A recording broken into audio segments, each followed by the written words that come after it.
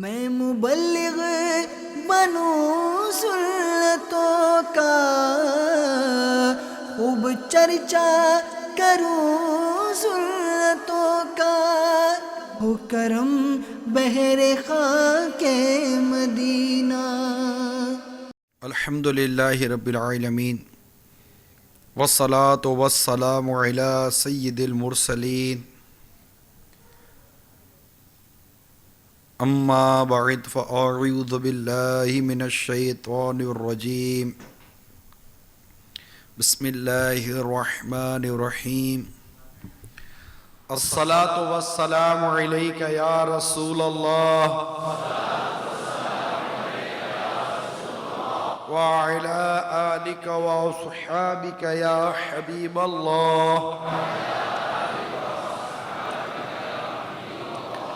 الصلاة والسلام عليك يا نبي الله، وعلى آلك وأصحابك يا نور الله،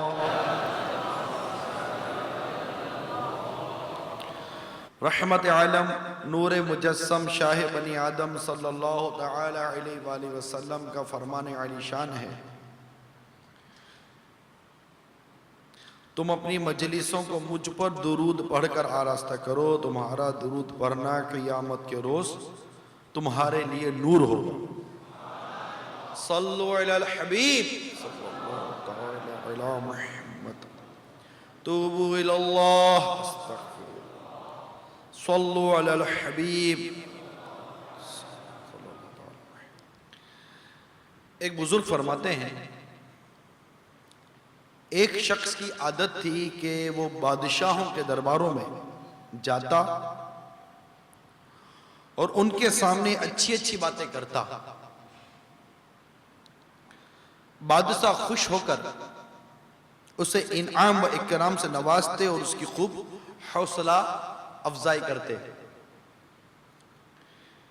ایک مرتبہ وہ ایک بادشاہ کے دربار میں گیا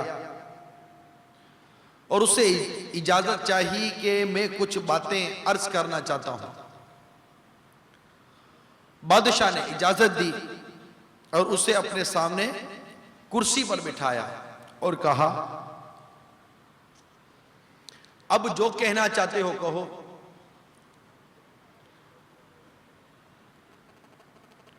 اس شخص نے نیکی کی دعوت دیتے ہوئے کچھ یوں بیان کیا، محسن کے ساتھ احسان کر اور جو برائی کرے اس کی برائی کا بدلہ اسے خود ہی مل جائے گا۔ محسن کے ساتھ احسان کر اور جو برائی کرے اس کی برائی کا بدلہ اسے خود ہی مل جائے گا۔ اس نے گویا یہ مدنی پھول بادشاہ کی طرف بڑھایا۔ بادشاہ اس کی یہ بات سن کر بہت خوش ہوا اور اسے انعام و اکرام سے نوازا۔ یہ دیکھ کر بادشاہ کے ایک درباری کو اس شخص سے حسد ہو گیا اور وہ دل ہی دل میں کرنے لگا کہ اس عام سے شخص کو بادشاہ کے دربار میں اتنی عزت اور اتنا مقام کیوں حاصل ہو گیا۔ بالآخر وہ حسد کی بیماری سے مجبور ہو کر بادشاہ کے پاس گیا اور بڑے خوشامدانہ انداز میں بولا، بادشاہ سلامت، ابھی جو شخص آپ کے سامنے گفتگو کر کے گیا ہے اگرچہ اس نے باتیں اچھی کی ہیں لیکن وہ آپ سے نفرت کرتا ہے اور کہتا ہے بادشاہ کو گندہ دہنی یعنی منہ کی بدبو آنے کا مرض لاحق ہے۔ جب بادشاہ نے یہ سنا تو پوچھا، تمہارے پاس کیا ثبوت ہے کہ وہ میرے بارے میں ایسا گمان رکھتا ہے؟ وہ حاسد بولا، حضور اگر آپ کو میری بات پہ یقین نہیں آتا تو آپ آزما کر دیکھ لیں، اسے اپنے پاس بلائیں، جب وہ آپ کے قریب آئے گا تو اپنی ناک پر ہاتھ رکھ لے گا تاکہ اس سے آپ کے منہ سے بدبو نہ آئے۔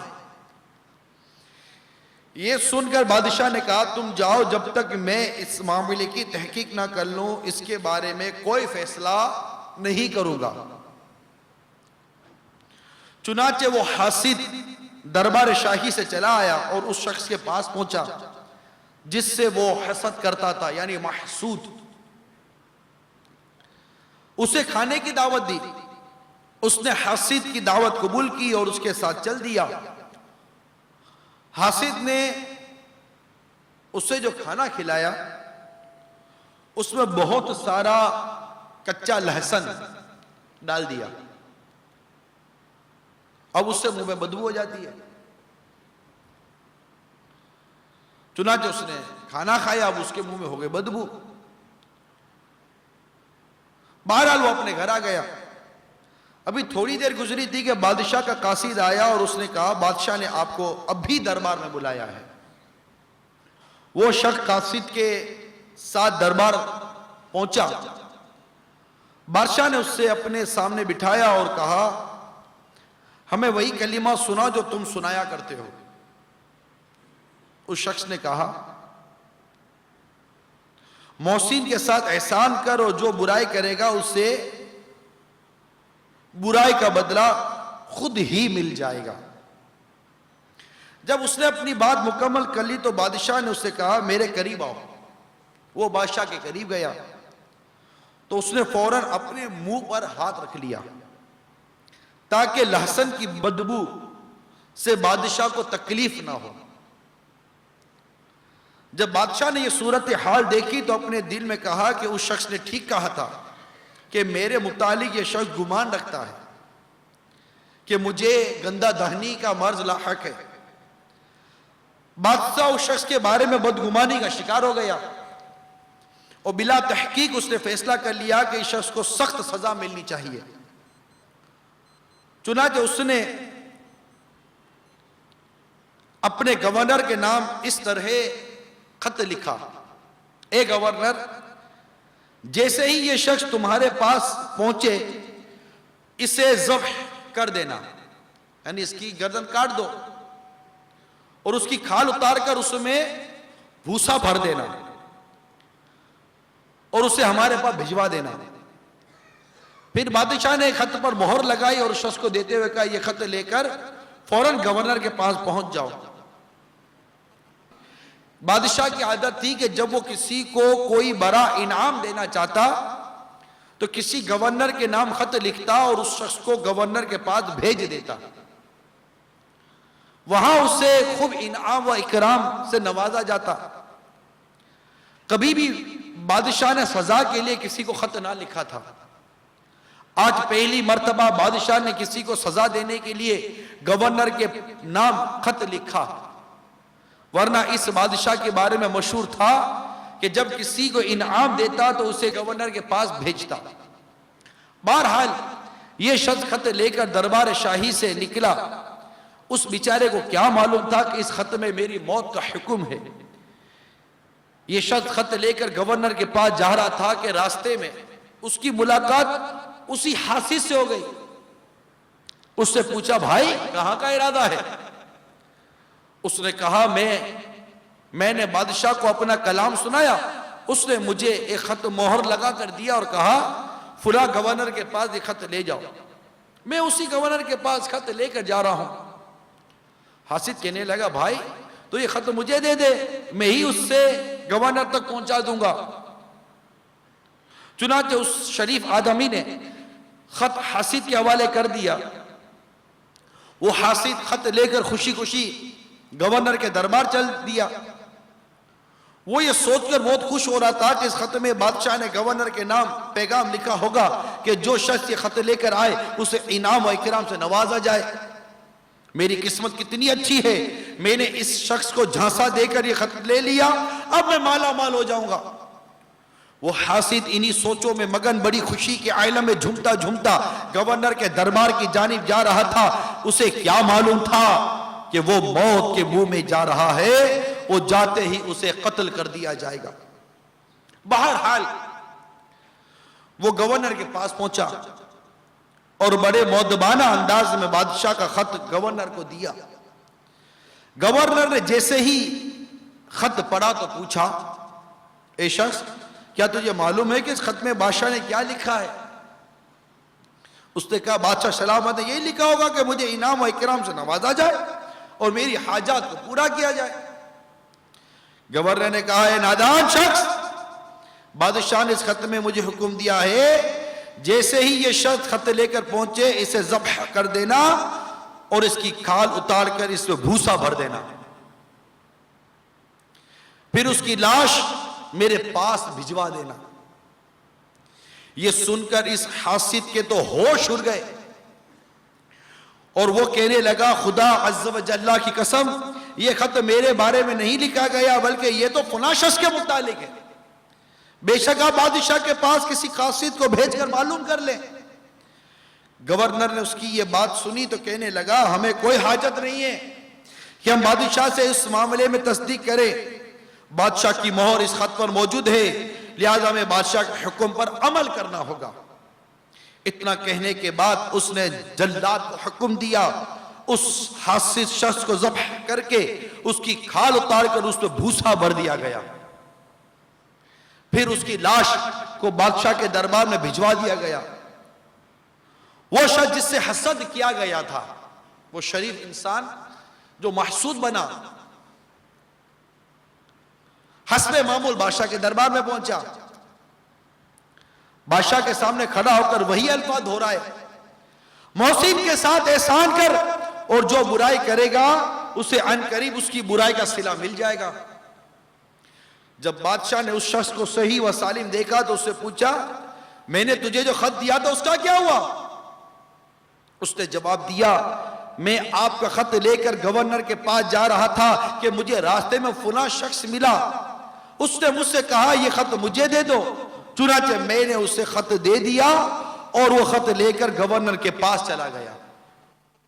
بادشاہ نے کہا اس شخص نے مجھے تمہارے بارے میں بتایا تھا کہ تم میرے متعلق یہ گمان رکھتے ہو کہ میرے منہ سے بدبو آتی ہے، کیا یہ واقعی ایسا ہے؟ اس شخص نے کہا بادشاہ سلامت میں نے کبھی بھی آپ کے بارے میں ایسا نہیں سوچا۔ تو بادشاہ نے پوچھا جب میں نے تجھے اپنے قریب بلایا تو تو نے اپنے منہ پر ہاتھ کیوں رکھ لیا تھا؟ اس شخص نے جواب دیا بادشاہ سلامت آپ کے دربار میں آنے سے کچھ دیر قبل اس شخص نے میری دعوت کی تھی اور کھانے میں مجھے بہت زیادہ لہسن کھلایا تھا جس کی وجہ سے میرا منہ بدبودار ہو گیا۔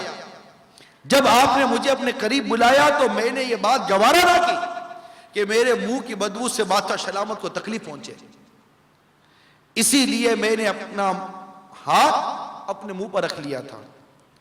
جب بادشاہ نے یہ سنا تو کہا اے خوش نصیب شخص تو نے بالکل ٹھیک کہا، تیری بات بالکل سچی ہے، جو شخص کسی کے ساتھ برائی کرتا ہے اسے عین قریب اس کی برائی کا بدلہ مل جائے گا۔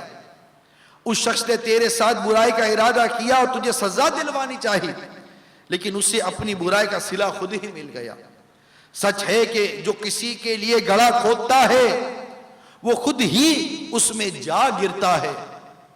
اے نیک شخص میرے سامنے بیٹھ اور اپنی اس بات کو دہرا۔ چنانچہ وہ شخص بادشاہ کے سامنے بیٹھا اور کہنے لگا محسن کے ساتھ احسان کر اور برائی کرنے والے کو عین قریب اس کی برائی کی سزا خود ہی مل جائے گی۔ سچ ہے کہ برے کام کا انجام برا ہے۔ میٹھے میٹھے اسلامی بھائیوں،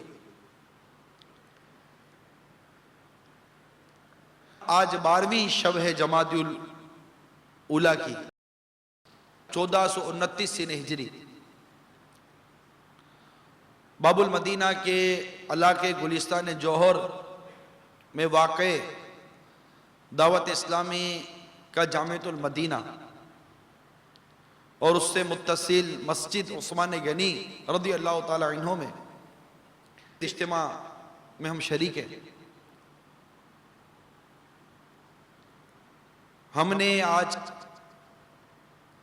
ایک ایسی عبرت والی حکایت سماعت کی ہے کہ اس پر غور کرنے کی بہت حاجت ہے۔ اس میں 3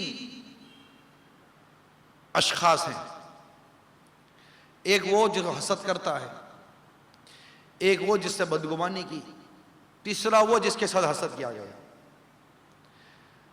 اور ان تینوں کے بارے میں ہم نے یہاں سنا۔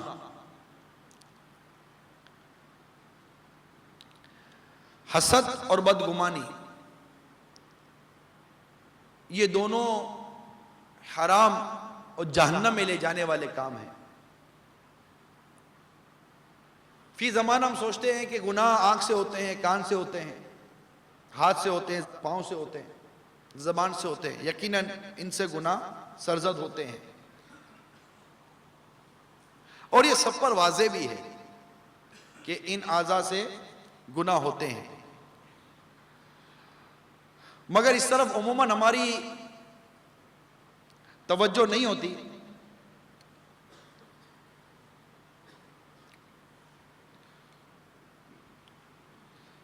کہ سینے میں دھڑکنے والا دل یہ بھی ہمارے نامہ اعمال میں نیکیوں اور گناہوں کے اضافے میں ان کے ساتھ برابر کا شریک ہے۔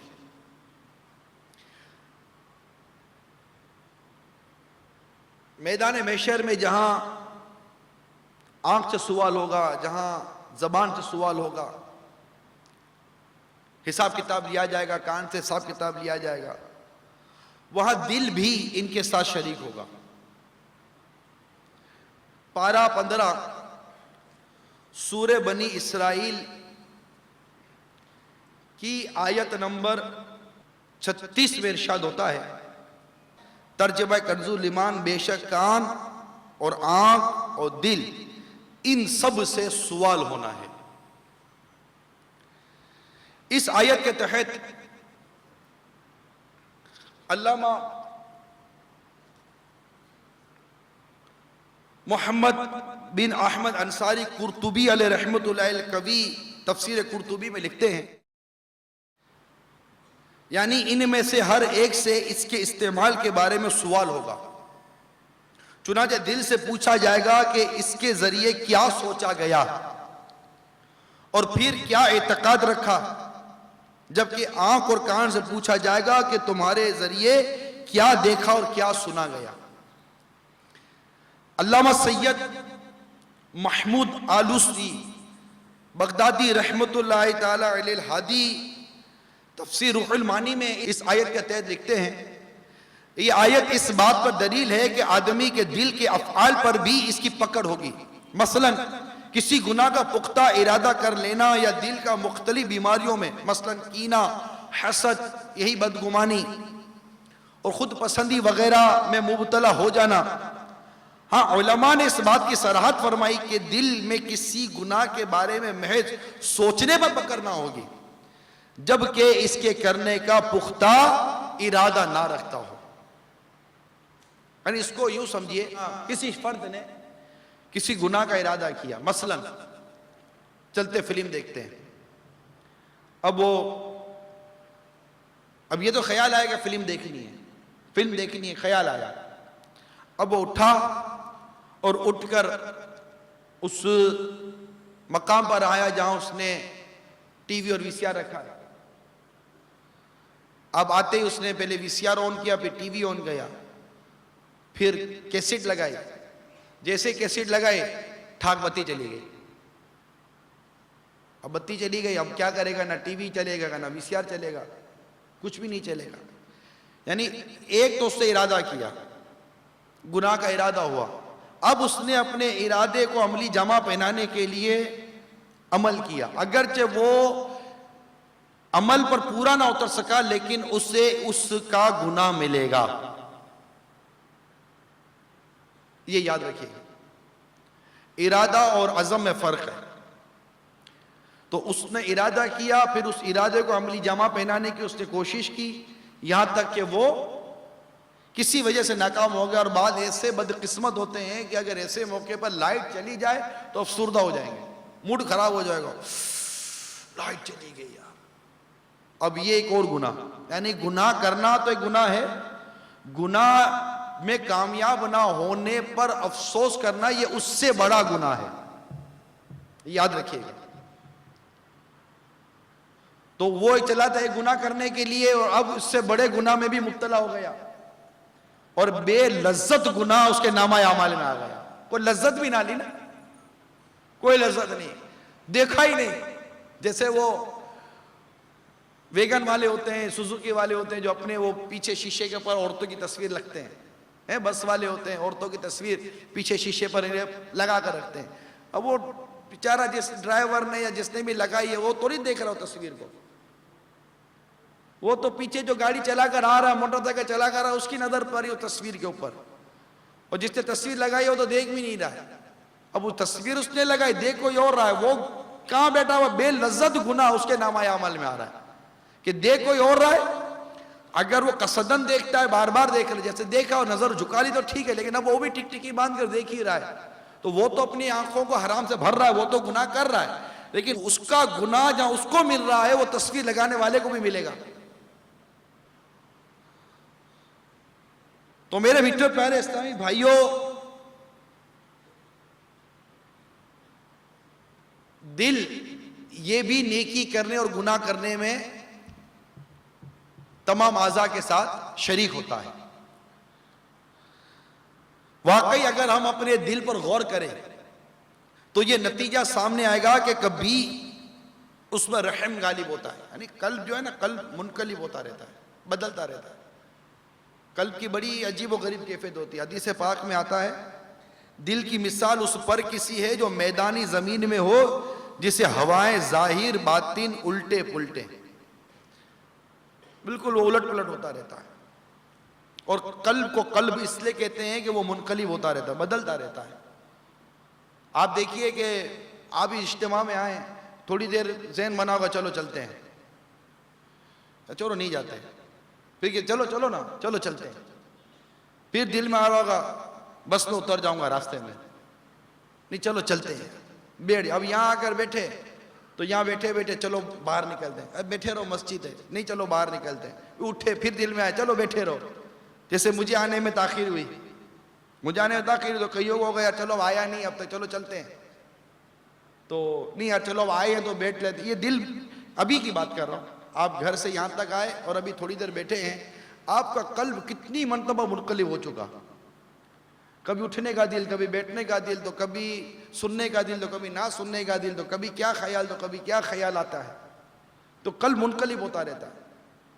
کبھی دل کرتا ہے کہ بس عبادتوں کی، عبادت گزاروں کی فہرستوں میں نام لکھوا کر ہی دم لوں گا، تو کبھی دل ایسا ضد پر آتا ہے کہ کسی یعنی گناہ گاروں میں اپنا کوئی مثال نہیں چھوڑوں گا، ایسے گناہ کروں گا۔ کبھی عبادت کی طرف بھاگتے ہیں تو کبھی گناہوں کی طرف دل لے کر بھاگتا ہے، بالکل دل کے اندر عجیب سی کیفیت، کبھی تکبر دل میں آ جاتا ہے تو کبھی عاجزی کرنے کا دل ہوتا ہے، کبھی تکبر کرنے کی طرف بڑھتا ہے تو کبھی توبہ کی طرف بھی مائل ہو جاتا ہے، کبھی نماز میں خشوع اور خضوع آتا ہے تو کبھی بے توجہی اور زبردستی نماز پڑھنی پڑتی ہے، کبھی تہجد میں اٹھتے ہیں تو کبھی فجر کی نماز بھاری پڑ جاتی ہے، قلب منقلب ہوتا رہتا ہے۔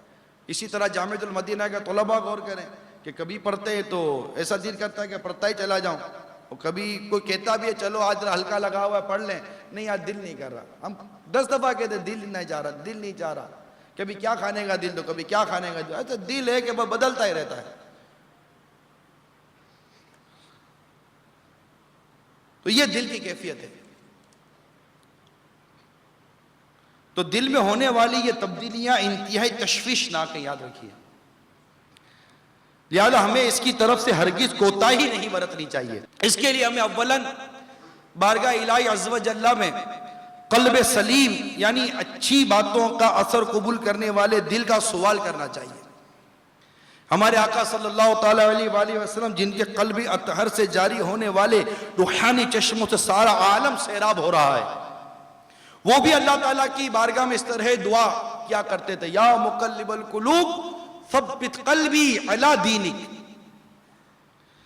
یعنی اے دلوں کو پھیرنے والے میرے دل کو اپنے دین پر قائم رکھ۔ تو میرے میٹھے میٹھے پیارے پیارے اسلامی بھائیوں، بارگاہ الہی عز و جل میں دعا کے ساتھ ساتھ اصلاح قلب کے لیے عملی کوشش کرنا بھی سخت ضروری ہے۔ اس کے لیے ہمیں سب سے پہلے اپنے دل کا محاسبہ کرنا چاہیے کہ فی الوقت ہمارے دل پر جن صفات کا غلبہ ہے ان میں کتنی صفات اچھی ہیں، مثلا سخاوت، اخلاص، رحم وغیرہ، کیا یہ اچھی صفات میرے دل میں موجود ہیں یا بری صفات میرے دل پر غالب ہیں؟ یعنی میرے دل میں حسد ہے، میرے دل میں بدگمانی ہے، تکبر ہے، بغض ہے، کیا ہے میرے دل کے اندر؟ پھر جو نتیجہ سامنے آئے پھر اس پر اپنی ترکیب بنانی چاہیے کہ اگر اچھی صفات زیادہ سامنے آتی ہیں اللہ کا شکر ادا کرے اور ان کے دوام کی کوشش کرے، بہتر سے بہتر کام انجام دے، اور اگر بری صفات سامنے تو ان کے ازالے کی کوشش کرے۔ انہی قلبی برائیوں میں دو برائیاں بھی میں نے بیان کی حکایت کے ذریعے، ایک حسد اور ایک بدگمانی۔ ایک حاسد نے ایک شخص کو دیکھا کہ اس پر انعام اور اکرام ہو رہا ہے، کیسا حسد کا شکار ہو گیا کہ اس پر انعام اور اکرام کیوں ہو رہا ہے، بادشاہ سلامت کے دربار میں اس کو مقام کیوں مل گیا، بادشاہ اس کو کیوں اپنے خواص لوگوں میں شامل کر کے اس پر نوازشات کر رہا ہے، یہ حسد اس کے دل میں آ گئی۔ حسد کی تعریف امام غزالی علیہ رحمہ احیاء العلوم میں کچھ یوں کرتے ہیں: اس نعمت کو ناپسند اور اس کے زوال کو پسند کرو، اس حالت کو حسد کہتے ہیں۔ یعنی جسے جو نعمت ملی ہے اس کی نعمت کو ناپسند کرنا اور اس کے زوال کو پسند کرنا، اسے کیا کہتے ہیں؟ مثال کے طور پر ایک شخص کے پاس آواز بہت اچھی ہے، نعتیں اچھی پڑھتا ہے، تو یہ یاد رکھیے گا کہ ہر ذی نعمت حسد کیا جاتا ہے، کل ذی نعمت محسود، ہر ذی نعمت حسد کیا جاتا ہے، جس کو نعمت ملی اس کا حاسد پیدا ہوتا ہے۔ اب جس کے پاس آواز اچھی ہے اس کے بھی حاسد ہوتے ہیں۔ اب اگر یہ تمنا کرتا ہے کوئی سننے والا کہ اس کی آواز کتنی اچھی ہے، کتنی اچھی نعتیں پڑھتا ہے، تو اب یہ تمنا کرے کہ کاش ایسی آواز مجھے بھی مل جائے۔ یہ حسد نہیں ہے، یہ اس نے رشک کیا کہ اس کی آواز میں اللہ تعالیٰ برکت دے اور ایسی آواز اللہ مجھے بھی عطا کر دے۔ اب اگر یہ تمنا کرتا ہے اس کا گلا بیٹھ جائے، اس کا گلا بیٹھ جائے اور بس ختم، اس کی آواز ہی ختم ہو جائے، اب یہ اسے حسد کر رہا ہے۔ یہ حسد ہمارے معاشرے کے رگو پے میں داخل ہے۔ ہمارا معاشرہ اس حسد کی برائیوں میں زبردست اس کا ابتلا ہے، لہذا اس حسد کے بارے میں سمجھنا اور اس حسد کا علاج کرنا یہ انتہائی ضروری ہے۔ آپ نے دیکھا کہ وہ شخص جس نے اس بادشاہ کے مقرب کے ساتھ حسد کیا، اس کا نتیجہ کیا نکلا؟ مر گیا، اس کا حسد اسے لے کر ڈوب گیا۔ تو یہ تو محسود کے لیے تھا کہ اگر اس کو پتہ ہے کہ میرے ساتھ کوئی برائی کر رہا ہے تو وہ اس کی برائی کا بدلہ لینے کے لیے نہ چلے، اس کو اس کی برائی کے سپرد کر دے۔ احسان کر، محسن کے ساتھ احسان کر اور برائی کرنے والے کو برائی کے سپرد کر دے کہ اس کی برائی خود اسے کافی ہے۔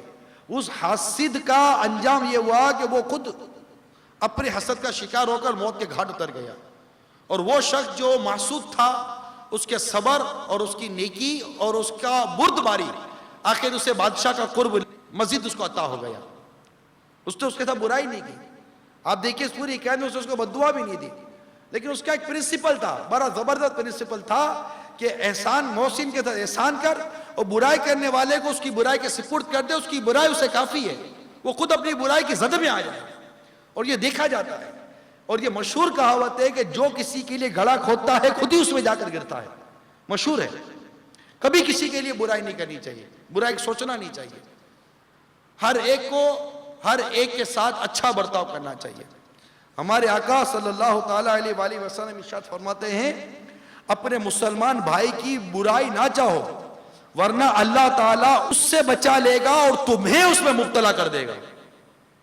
اب بتائیے ہم کوشش کرتے ہیں کہ کسی کو کوئی سے اچھا ہی ملے، کوئی نام ہو گیا، اس کا نام کیوں مشہور ہو گیا، یہ بیان اچھا کرتا ہے، بیان کیوں اچھا کرتا ہے، اس کو منصب ملا، اس کو منصب کیوں مل گیا، اس کو شہرت ملی، اس کو شہرت کیوں ملی، اس کو دولت کیوں مل گئی، کل کرایہ گھر میں رہتا تھا آج اس نے اونرشپ کا مکان کیوں لے لیا، کل موٹر سائیکل میں گھومتا تھا آج اس کی کار کیسے آ گئی۔ تو بھائی وہ کار والا کیا آپ کے کہنے پر بیکار ہو جائے گا؟ وہ نہیں بیکار ہوگا، وہ کار والے رہے گا، کچھ نہیں ہوگا آپ کی ان تمام چیزوں سے۔ اس کے گھر میں اے سی کیوں لگ گیا جناب، اس کے گھر میں پنکھا کیوں لگ گیا، اس کے گھر میں لائٹیں کیوں لگ گئی، اس نے اپنے گھر کو ایسا کیوں بنا لیا، اس نے یوں کر لیا، اس کا کاروبار کیوں چمک گیا، اس کو آرڈر کیوں زیادہ ملتا ہے، مجھے آرڈر کیوں کم ملتا ہے، اس کی سپلائی کیوں زیادہ ہے، میری سپلائی کیوں کم ہے۔ خواہ خواہ کسی کے بارے میں پیچھے پڑھتے رہتے یہاں تک کہ ہونا کچھ بھی نہیں ہے، ہونا کچھ بھی نہیں، اس کے حصے میں جو ہونا ہے وہ ہونا ہے، اور جو ہمارے حصے میں نہیں ہونا وہ نہیں ہونا۔ حضرت سیدنا زکریا علی نبینا علیہ السلام نے ارشاد فرمایا، اللہ تعالیٰ ارشاد فرماتا ہے، حاسد، اللہ ارشاد فرماتا ہے حاسد میری نعمت کا دشمن ہے، میرے فیصلے سے ناراض ہوتا ہے، اور میں نے اپنے بندوں کے درمیان جو تقسیم رکھی ہے وہ اس تقسیم پر راضی نہیں ہوتا۔ نبی رحمت شفیع امت صلی اللہ تعالیٰ علیہ وسلم نے ارشاد فرمایا کہ مجھے اپنی امت پر سب سے زیادہ اس بات کا ڈر ہے کہ ان میں مال زیادہ ہو جائے گا اور پھر وہ ایک دوسرے سے حسد کریں گے اور ایک دوسرے کو قتل کریں گے۔ بتائیے کہ صاحب یہ فرمان آج ہمارے سامنے ہے، اس کے نظارے ہمارے سامنے، کس طرح حسد کے نام پر قتل کیے جاتے ہیں۔ دنیا کا سب سے پہلا قتل حسد کے اوپر ہوا، سب سے پہلا قتل حسد کی بنیاد پر ہوا، جب قابل نے حابل کو قتل کیا۔ اس کو جس لڑکی سے شادی کرنی تھی وہ لڑکی تھی حابل کے حصے میں رضی اللہ تعالی عنہ، اور اس کے حصے میں جو لڑکی تھی وہ اس کو سمجھ میں نہیں آ رہی تھی، اس کو پسند نہیں تھی۔ اب اس کو یہ حسد ہو گئی کہ یہ اس کو نہیں ملے مجھے ملے، اس نے اس حسد میں اپنے بھائی حابل کا قتل کر دیا۔ عموماً اس بات میں شبہ ہوتا ہے کہ قتل کس نے کیا، حابل نے قابل نے، تو یہ یاد رکھیے گا کہ قتل قاف سے ہے نا، تو جس نے قتل کیا اس کا نام بھی قاف سے آتا ہے، قابل، ٹھیک ہے، یاد رہے گا۔